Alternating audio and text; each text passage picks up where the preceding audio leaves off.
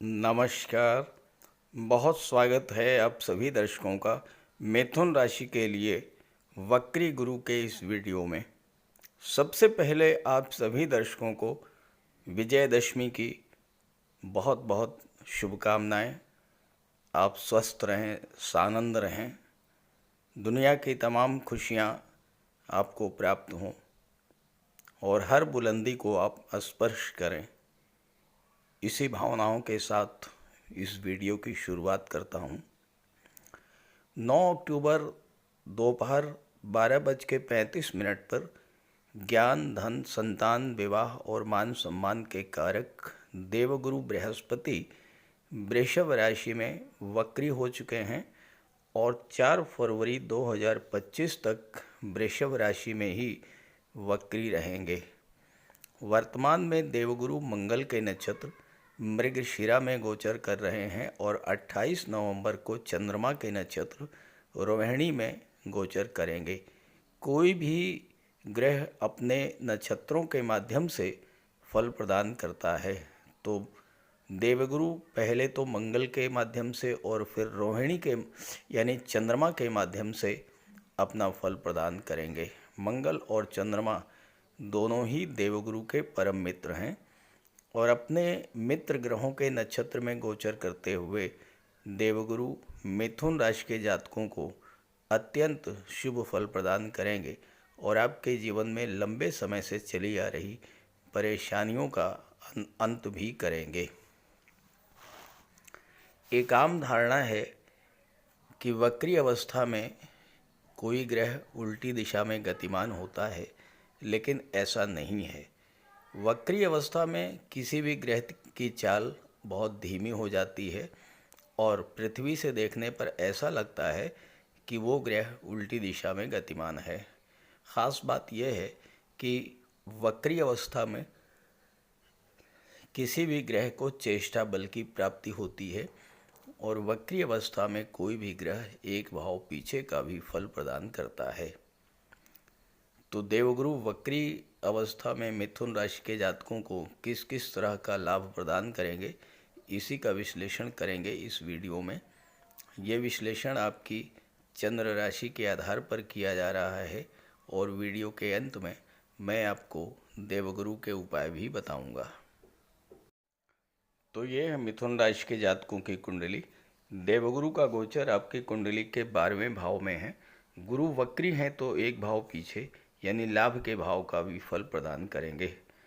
देवगुरु सप्तम भाव और दशम भाव के स्वामी हैं, तो सप्तम भाव और दशम भाव का भी फल प्रदान करेंगे।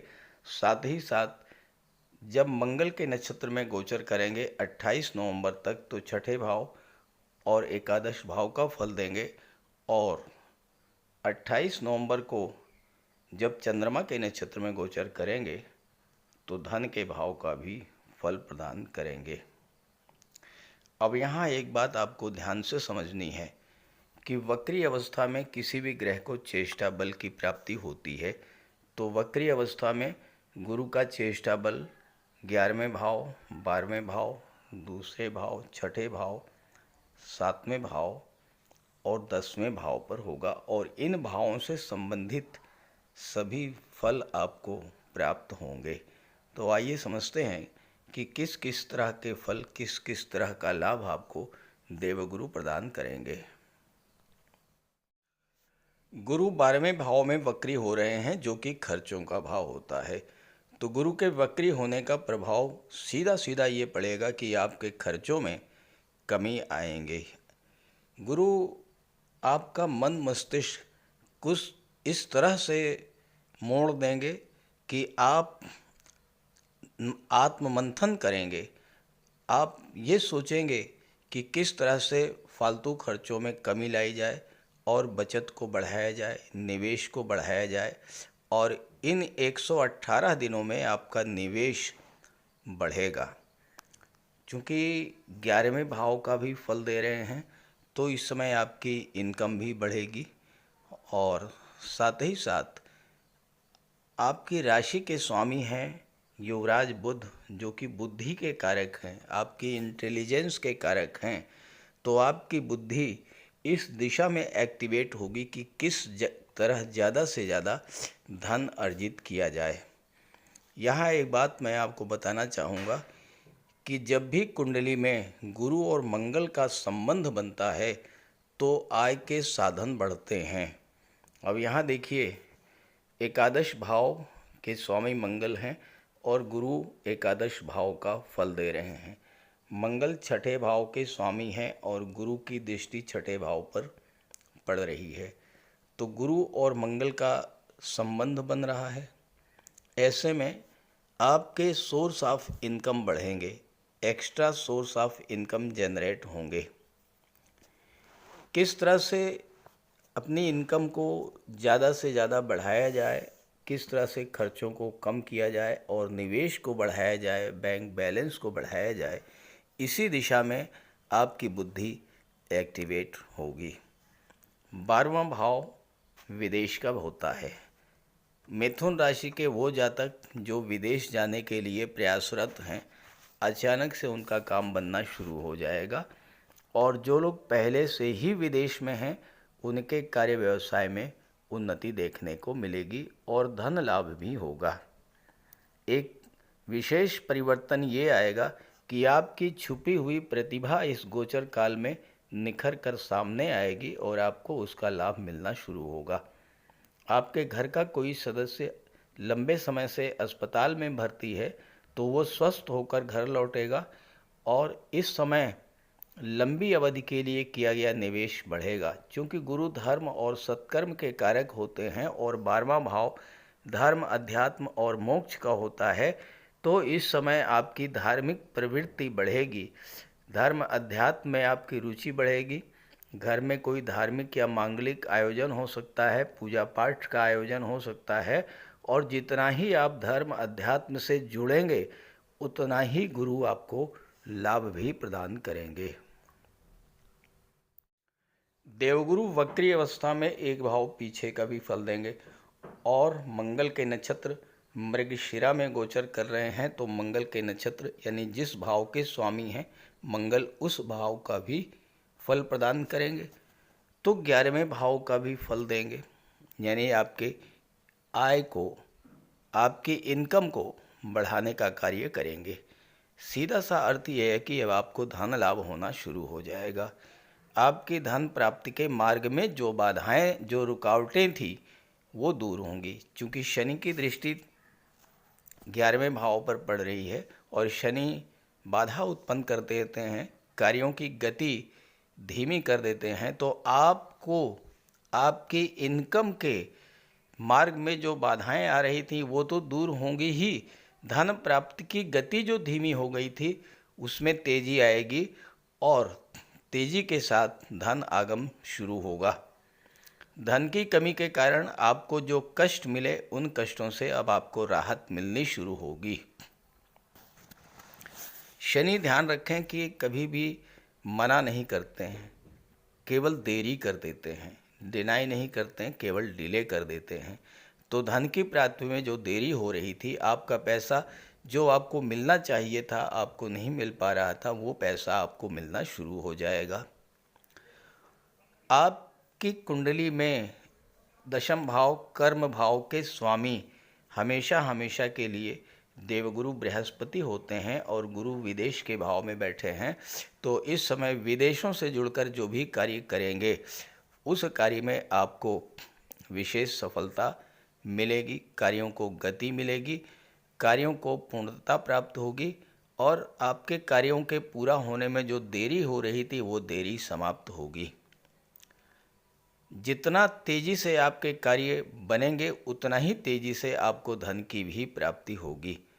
आपके परिजनों, मित्रों, रिश्तेदारों से जो आपके संबंध खराब हुए थे, आपका सोशल सर्किल जो आपसे दूर हो गया था, उसमें फिर से सुधार आएगा, रिश्तों में अपनापन लौटेगा। हाँ, ये ज़रूर होगा कि आपके ख़राब समय में कौन आपके काम आया और किसने आपसे दूरी बना ली, इसकी अच्छी समझ होने के कारण अब आप उन्हीं लोगों से संबंध प्रगाढ़ करेंगे जो आपके सच्चे मित्र होंगे और जिन्होंने आपका साथ दिया होगा। देवगुरु की दृष्टि कुंडली के छठे भाव पर पड़ेगी और छठे भाव के स्वामी मंगल हैं, तो छठे भाव पर गुरु मंगल का डबल ट्रांजिट का प्रभाव रहेगा और गुरु छठे भाव के शुभ फल आपको देंगे। छठा भाव हमारी कुंडली का वो भाव है जो सदैव हमारे लिए नई नई चुनौतियां पैदा करता है, नए नए संघर्षों को जन्म देता है।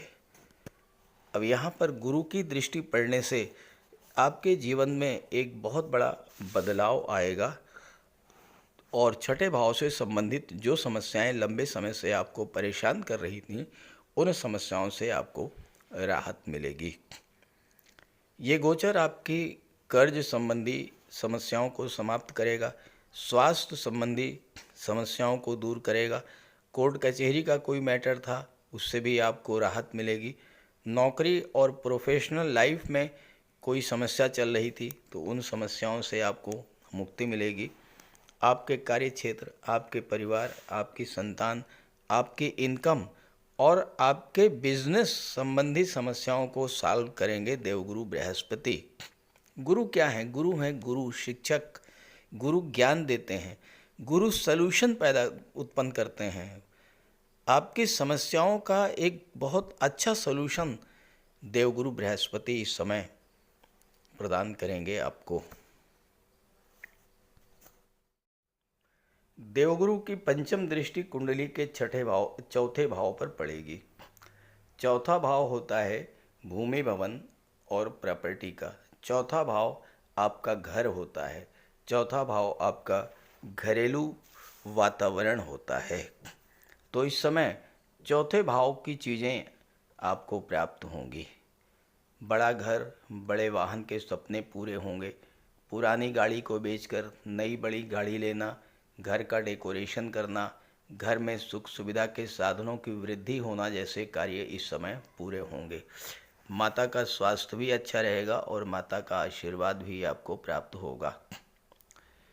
लव लाइफ में आ रही समस्याएं भी समाप्त होंगी और ये समय आपके विवाह के लिए भी अत्यंत अनुकूल रहेगा, क्योंकि गुरु विवाह और दाम्पत्य सुखों के कारक होते हैं और चौथा भाव सुख का भाव है, तो आपको विवाह और दाम्पत्य सुख दोनों प्राप्त होगा। इस समय आपके घर में रिस्ट्रक्चरिंग यानी बदलाव के कुछ कार्य हो सकते हैं। घर का रिनोवेशन हो सकता है और घर में साज सज्जा और सुख सुविधा को बढ़ाने वाले साधन भी आप लाएंगे इस गोचर काल में।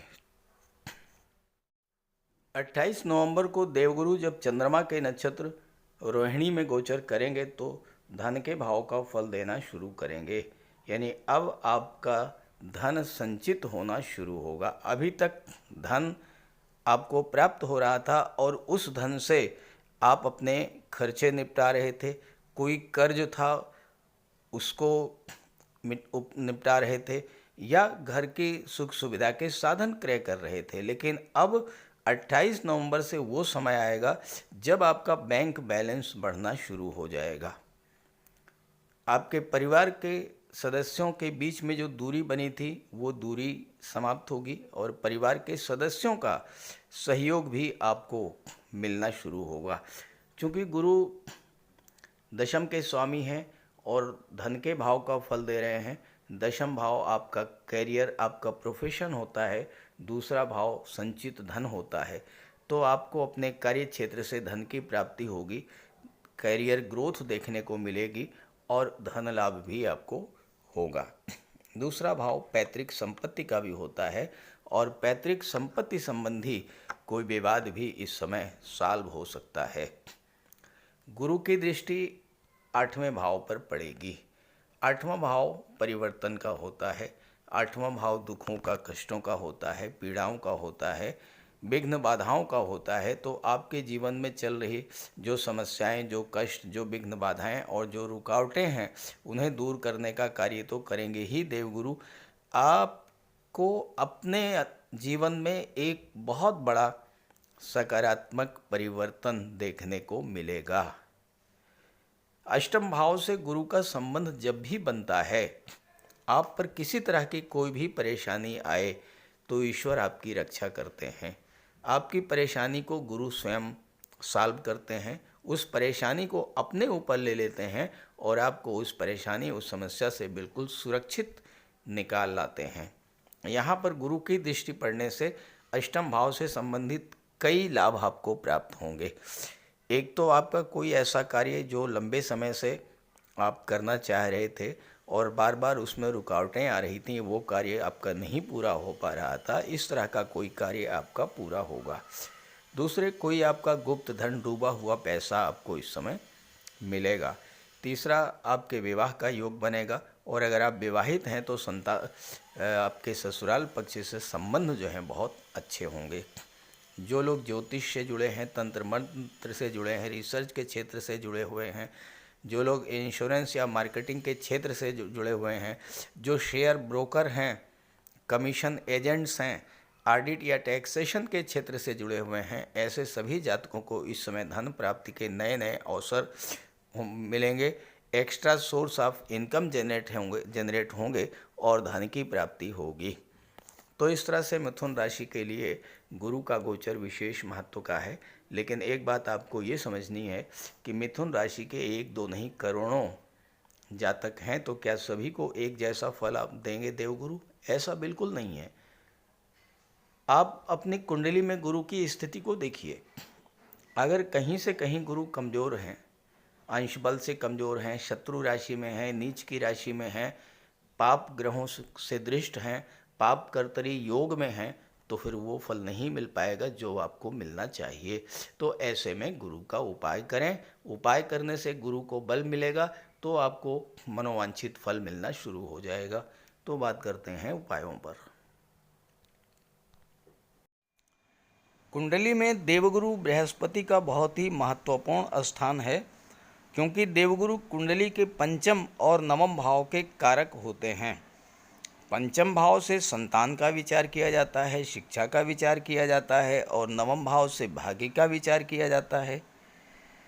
गुरु ग्रह भाग्य के लिए जिम्मेदार माने जाते हैं और किसी भी कार्य की सफलता के लिए देवगुरु का मजबूत होना बहुत ज़रूरी है।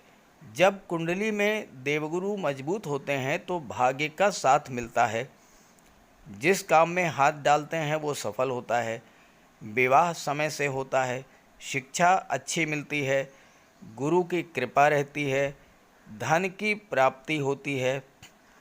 तो देवगुरु के लिए कुछ उपाय बताने जा रहा हूँ, उपाय ज़रूर कीजिएगा। अगर आपकी जन्म कुंडली में गुरु कमज़ोर स्थिति में है तो आपको गुरुवार का व्रत करना चाहिए। स्नान करते समय जल में आधा चम्मच हल्दी डालकर स्नान करें। स्नान के बाद पीले रंग के वस्त्र धारण करें और साथ ही साथ केसर या हल्दी का तिलक लगाएं और गुरुवार के दिन भगवान विष्णु की उपासना करें।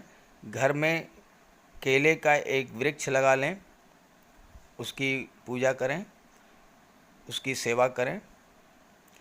भोजन में चने के बेसन, चीनी और घी से बने लड्डू का सेवन करें और अपनी क्षमता के अनुसार पीले वस्त्र, हल्दी, शहद, धार्मिक पुस्तकें, इन सब का दान कर सकते हैं। अगर गुरु ग्रह कमज़ोर है तो पुखराज धारण करें, लेकिन इसके लिए किसी योग्य ज्योतिषी की सलाह ले लें। माता पिता, गुरु और बुज़ुर्गों का सम्मान करें, उनकी देखभाल करें और उनका आशीर्वाद प्राप्त करें। साफ सफाई रखें, गुरु की सेवा करें और दही और चावल गरीबों को खिलाएं। किसी गरीब को, किसी दिव्यांग व्यक्ति को भोजन कराएं।